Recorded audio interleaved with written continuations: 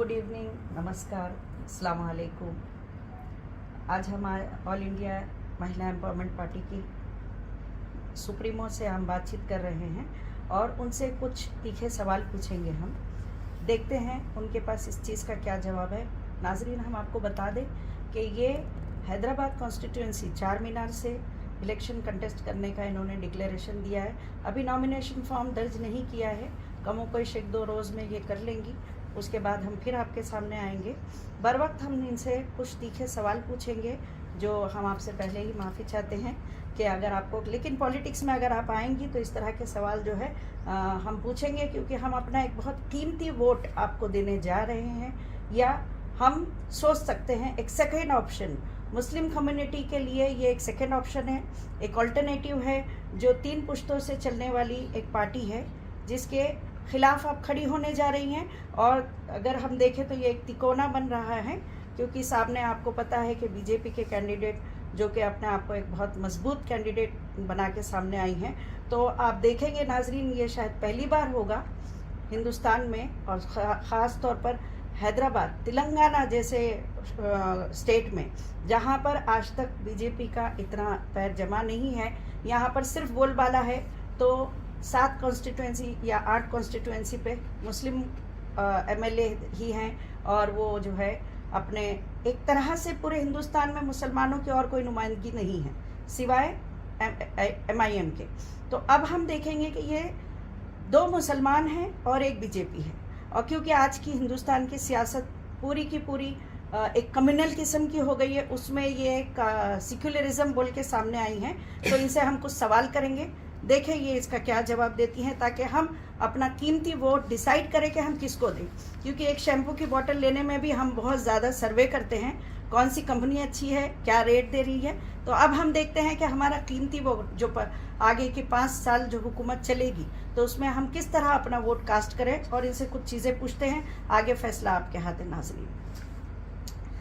Doctor Nowhera Sheikh साहिबा, खैर मकदम है आपका, और हम आपसे कुछ सवाल करना चाहते हैं। कई दिनों से कोशिश हो रही थी कि आपसे मुलाकात हो, लेकिन आपके पास क्योंकि मसरूफियत रहती है, आज संडे है, आज आपने हमारे लिए थोड़ा टाइम निकाला है, जज़ाकल्लाह। आप मुझे ये बताइए, सबसे पहला सवाल, जो पिछली हुकूमत चली गई जी, हमने ये सुना है कि KCR साहब की, हालांकि उन्होंने जो कुछ किया बहुत अच्छा किया, तेलंगाना जानता है पूरा, फिर उनकी हुकूमत जाने की वजह कहीं ना कहीं आपको माना जाता है, आपको कहा जाता है। तो आप बताइए कि क्या ये बात सच है? सच और झूठ की बात नहीं है। हुकूमत जाना जो है, आना वो एक नॉर्मल सी बात है। मगर KCR साहब का भी क्या है कि वो कॉन्फिडेंस हो गया था कि मुझे यहाँ से अब कोई भी हटा नहीं सकते, मैं ही तेलंगाना का बड़ा हूँ और तेलंगाना और आंध्रा के डिबेट करने में मेरा जीत रही। और उस वजह से उन्होंने जो कांग्रेस गवर्नमेंट को जो वादा किया था वो तक भी तोड़कर जो है बिपर गए थे। मगर उसके बाद उनका जो एक वोर कॉन्फिडेंस था कि तेलंगाना में मैं ही रहूँगा, तेलंगाना में मैं ही रहूँगा।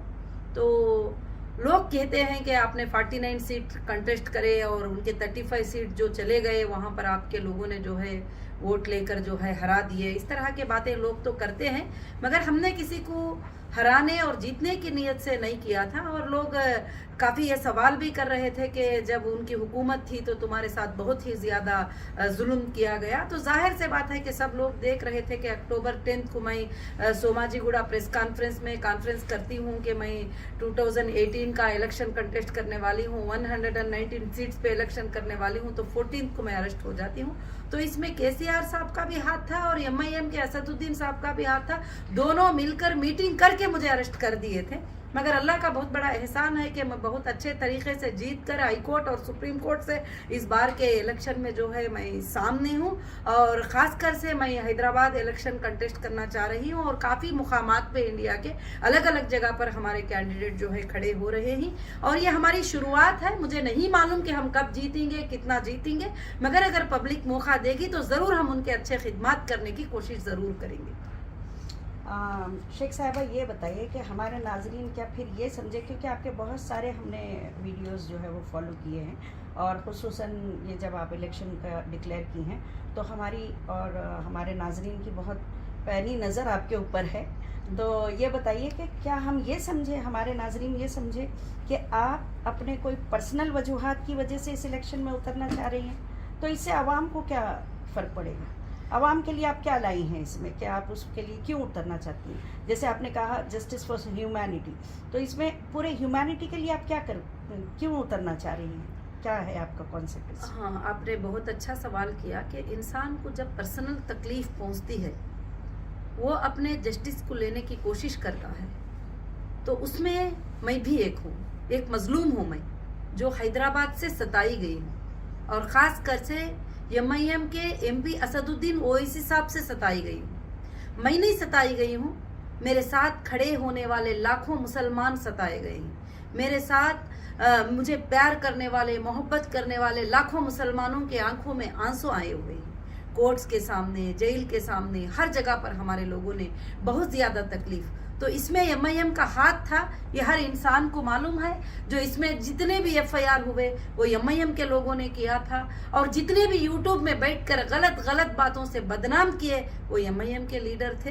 तो कहीं ना कहीं मैं एक जगह पर जो है अपनी इंसाफ के लिए भी लड़ रही हूँ। जब मुझे पता भी चला कि मेरे साथ जब इतनी बड़ी नाइंसाफी होती है तो लोगों के साथ कैसी नाइंसाफी होती होगी, तो मैं सबके लिए इंसाफ के लिए पहले से लड़ने वाली। इस बात को सोचकर मैंने इंसाफ के लिए लड़ी हूँ। मैं आज ही इंसाफ के लिए नहीं, बल्कि जब ये मेरे ऊपर जुल्म करे, मेरे ऊपर झूठा FIR करे, मेरे ऊपर इल्ज़ाम लगाए तरह तरह के, और पार्लियामेंट में खड़ के गलत बातें बोलने लगे, तो मैंने इनके ऊपर 100 करोड़ का मानहानि केस जो है डिस्ट्रिक्ट सिविल कोर्ट में मैंने डाला, और वहां पर पिटीशन अलाउ हुआ। तो फिर जो है मैं वो केस जीत भी गई और 100 करोड़ का केस भी जीत गई, और कि कोर्ट भी मान गई कि बेशक जो है इसकी बर्बादी में, इन लोगों के सताने में, इन लोगों को मुश्किल पहुंचाने में जरूर MIM का हाथ है और MIM के नेताओं का हाथ है। तो लाजिम से बात है कि मैं मेरी इंसाफ भी लेने की कोशिश करूंगी। मेरे साथ जितने लोगों को नाइंसाफी हुई है मैं उनको इंसाफ भी दिलाने की कोशिश करूंगी, और मैं हक के लिए फाइट करने वाली हूं कि मैं जरूर इस पर फाइट करने की कोशिश करूंगी। आपका सवाल मुनासिब था। तो हम ये समझे कि आप जो है नाजरीन के थोड़े वजाहत के लिए कि आप ये कहना चाह रही हैं कि जो आपके जैसे पावरफुल लेडी के साथ अगर एक इस तरह से नाइंसाफ़ी हो सकती है जिसमें पूरे एजेंसीज को इन्वॉल्व किया जा सकता है, तो एक आम आदमी के साथ कितनी तकलीफ होती होगी, ये आपका नज़रिया है या फिर कुछ और इसके पीछे आपका कोई एजेंडा? नहीं, मेरा नज़रिया ये भी है कि जो एक औरत जिन पर ना कभी बुरा बोलती थी, ना कभी गलत बोलती थी, ना कभी मुलाकात की थी, ना कभी कोई इलेक्शन कंटेस्ट की थी, ना कभी वोट मांगने गई थी, ना उनकी सल्तनत में कभी कदम डाली थी, कुछ भी नहीं। कुछ भी ना होने के बावजूद भी इतना बड़ा जुल्म मेरे साथ किया गया। हर एजेंसी को मेरे घर को भेजा गया, टैक्स एजेंसी को, ED को, रेवेन्यू डिपार्टमेंट को, इंटेलिजेंट को, हर जगह जहां जहां पॉसिबल होता गया, नेशनल से इंटरनेशनल तक एजेंसीज को मेरे हाथ में भेजा गया। कहीं भी देखो तो MIM के असदुद्दीन ओवैसी साहब का FIR की कॉपी उनके हाथ में होती थी, एक लेटर उनके हाथ में होता था कि आपको कोई औरत नजर नहीं आई इन्वेस्टिगेशन करने के लिए, आपको कोई और पॉलिटिशियन नजर नहीं आए, तो और सिर्फ एक मुसलमान औरत जो आपके जब मुसलमानों को भलाई पहुंचाना चाहते हैं, मुसलमानों की भलाई करना चाहते हैं, तो एक मुसलमान औरत आपको नजर में आई। वो औरत जो हजारों के मस्जिदें बनाने में कामयाब करने वाली, जो हजारों के मदारिस को साथ देने वाली, जो हजारों के लड़कियों को स्टूडेंट बनाकर पढ़ाई करने वाली, उस औरत के ऊपर हमला करके क्यों आप डर गए थे कि एक मुस्लिम फेस आ रहा है, ये अच्छे काम करने के लिए आ रहा है और बगैर पॉलिटिक्स के जो है सबको फायदा पहुंचा रहा है, तो इसको मैं तबाह कर दूं। और आपने ये सोचा तो जाहिर से बात है कि कोई भी सोचेगी। जो जुल्म मेरे साथ हुआ है वो आज तक भी जो बैठी हूं, ये अल्लाह की बहुत बड़ी ताकत मेरे साथ है, नहीं तो दूसरी औरत होती तो यह जुल्म को कभी भी सामने नहीं बैठती। आपको और भी बताऊं, मेरे कई प्रॉपर्टियों पर MIM के लीडरों ने कब्जा करवाया है, बंगलों के ऊपर कब्जा करवाया है। गवर्नमेंट ऑफिसर्स ऑफिशियल जो ख्वाजा मुहिद्दीन करके जुबली हिल के एक घर के ऊपर वो जाता है, वो घर देखता है, घर बहुत अच्छा लग रहा है तो उस पर कब्जा करके बैठता है, झूठा आर्बिट्रेटर लाता है। मैं अंदर होती हूँ, ED के अटैचमेंट में होने के बाद रजिस्टर करता है। ये सब किसका सपोर्ट है? ये सब किसका सपोर्ट है, किसका सपोर्ट लेके काम कर रहे हैं। और वैसे ही आप टोली चौकी की लैंड देखिए, लैंड ग्रापर कहते हैं इनको, तो लैंड ग्रापर क्यों ना कहें। टोली चौकी की जो लैंड थी मेरी, उसके ऊपर लोगों को कब्जा करा दिया, उससे पैसे ले लिया और पैसे वसूल करते जा रहे हैं और पैसे वसूल करते जाते। अब जाकर मैं सुप्रीम कोर्ट पे उसको जीतने के लिए 6 मंथ लग गया कि ये मेरी लैंड है करके प्रूफ कराने के लिए, जो कि 400 करोड़ देकर लैंड को खरीदा गया था, और वो लैंड को मेरी लैंड करके प्रूफ करा लेने के लिए सुप्रीम कोर्ट में 6 मंथ लग गए। तो यहाँ पर ऐसे बहुत सारे जुल्म होते हैं। मेरे पास ऐसे 100 से 200 औरतें, बेटा मेरा 200 स्क्वायर फीट का घर जो है कोई बेच दिया, 200 स्क्वायर यार्ड का घर जो है कोई बेच दिया, 10 लोगों को बेच दिए, 5 लोगों को। ये खास कर से हैदराबाद के एरिया में चलता है। जो टपोरी टाइप के लोग होते हैं, ऐसे काम करते हैं। तो मैं चाहती हूँ कि जुल्मों के खिलाफ आवाज उठाऊं, और ये जो मेरे साथ जुल्म हुए हैं, ऐसे जुल्म कई लोगों के साथ होते हैं, कई बिल्डर के साथ होते हैं। मेरे पास एक भाई आए थे, बैठे थे और एक बोर्ड लगाए थे उनकी लैंड को सेल करने का। और वो बोर्ड लगाने के बाद जो है वो कहते हैं कि उनको जो है MIM के लीडर से फोन गया कि ये लैंड जो है तुम सेल करना चाहोगे। वो बोले नहीं नहीं, इतने प्राइस की मेरी लैंड है, तो सेल करना है, इतने प्राइस में सेल कर दे, अगर सेल ना करे तो ब्लैक बोर्ड लग जाएगा तेरी लैंड में 3 दिन में। तो बोलते हैं 10 साल से फेस कर रहा हूँ कोर्ट में। यानी आपका ये एलिगेशन है, मैं हम अपने नाजरीन को बता दें कि आपने उनके ऊपर कितने एलिगेशन लगाए हैं इस वक्त। जी, पावर का मिसयूज, जी, लैंड ग्रैबिंग, जी, राउडीज्म। मैंने एलिगेशन नहीं लगाया है। आप लोग क्या अगर पहचानेंगे, लोगों को देखेंगे तो रियल है सब मेरे पास प्रूफ के साथ, फोटोज के साथ। जो हीरा ज्वेलर्स जो है 2008 में हमारा जो है अफिया प्लाजा में जो शुरू हुआ था, वहां पर 2011 में एक बंदा आता है, MIM का लीडर, बोलता है दोनों भाइयों के फोटो का बैनर बड़ा लगा देता है और 4 दिन में कब्जा कर लेके वहां हमारे स्टाफ को जाने नहीं देता है। आज भी प्रॉपर्टी हमारे नाम से है, आज भी EC में हमारे नाम से है, सब कुछ हमारे नाम से है, हम वहां नहीं जा सकते। ये जुल्म नहीं है? Very true. अब ये तो आप सब ने देखा नहीं है, काफी लोगों ने देखा नहीं है। चलें, ठीक है। अब हम आगे अपने अगले सवाल की तरफ पहुंचते हैं, और बस हम मुख्तसर में अब 2 सवाल और करेंगे आपसे। एक ये कि आपको ये क्यों लगता है कि वो मुस्लिम कम्युनिटी जिसके जहन में हमेशा से ये है, उनकी समझ है कि औरत और सियासत ये 2 मुख्तलिफ चीज़ें हैं, वो कम्युनिटी और बाकी दूसरे हमारे हमवतन भाई जितने भी हैं, वो कम्युनिटी सिर्फ एक जस्टिस फॉर ह्यूमैनिटी यानी इंसाफ की आवाज़ उठाने पे आपको एक सेकंड ऑप्शन क्यों समझेगी, क्यों आपको वोट कास्ट करेगी? इंशाअल्लाह मुझे लगता है कि हमारी कम्युनिटी मुझे समझेगी, और कहीं ना कहीं वो समझते हैं कि औरत सियासत नहीं कर सकती, औरत सियासत में नहीं आ सकती, मगर ऐसा कुछ नहीं है। अल्लाह ताला दोनों को कुरान मजीद में बराबर का जो है पार्ट बनाया है, बराबर घर चलाने में, सियासत चलाने में, दुनिया चलाने में, सबको बराबर का पार्ट दिया है।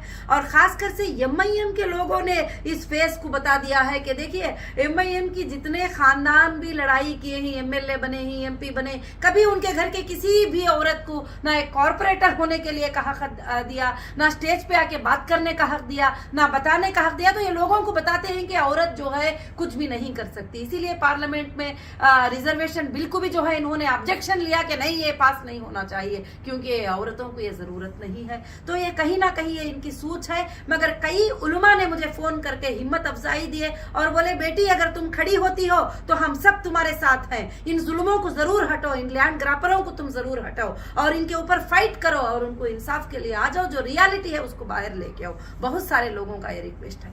चलिए, तब आप जो है ये इलेक्शन कंटेस्ट कर रही हैं, उस पर आपका एजेंडा जो है, खास तौर से आपने कहा कि इंफ्रास्ट्रक्चर डेवलपमेंट नहीं है और हमारे फ्यूचर जनरेशन की ग्रूमिंग के लिए कोई काम वो नहीं कर रहे हैं, उनको जो है आगे बढ़ाने के लिए, उनको एजुकेट करने के लिए कोई काम नहीं कर रहे हैं।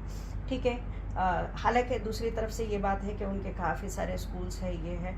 हालांकि ये भी बात सही है कि सिर्फ अपने स्कूल्स बना लेने से किसी भी कम्युनिटी या किसी भी कॉन्स्टिट्यूएंसी का डेवलपमेंट नहीं होता है। जी, स्कूल्स बना लिए, हॉस्पिटल्स बनाइए, उनके फीसेस भी तो चेक करिए, कौन सी बच्ची को फ्री में पढ़ाई मिल रही है, कौन सी बच्ची को सीट फ्री में मिलती है, कौन सी हॉस्पिटल में फ्री ट्रीटमेंट होता है, कहाँ है वो पूछ लीजिए। वो कमर्शियल है, बिजनेस बना ले रहे हैं वो। जितने मुसलमान उनको चाहते हैं, जितने लोग वहाँ के चाहते हैं, उनका एक बड़ा बिजनेस बनाकर बैठे हुए हैं। तो इसलिए मैं कहती हूँ कि इस बार का कंटेस्ट बहुत बड़ा कंटेस्ट रहेगा और बहुत बड़ी फाइट रहेगी और मेरा ये स्लोगन रहेगा कि अब की बार MIM की हार होगी जरूर और मुसलमानों की भी जीत होगी। वहां पर लोग जीतेंगे जरूर और इंसाफ भी जरूर से जरूर जीतेगी। अल्लाह रब्बुल आलमीन जुल्म की सियासत को बहुत दिन तक नहीं चलाएंगे। जो जुल्म मेरे ऊपर हुआ है 10-12 साल से, वो जुल्म काफी है उनके हारने के लिए और किसी का नहीं। तो वहां के लाखों के लोगों पर क्या जुल्म होता रहेगा और कहां तवज्जो दे रहे हैं बच्चों के स्कूल के ऊपर, कहां तवज्जो हो रही है एजुकेशन के ऊपर, कहां तवज्जो हो रही है रोडों पर रास्तों के ऊपर, कहां तवज्जो हो रही है बीमारों पर,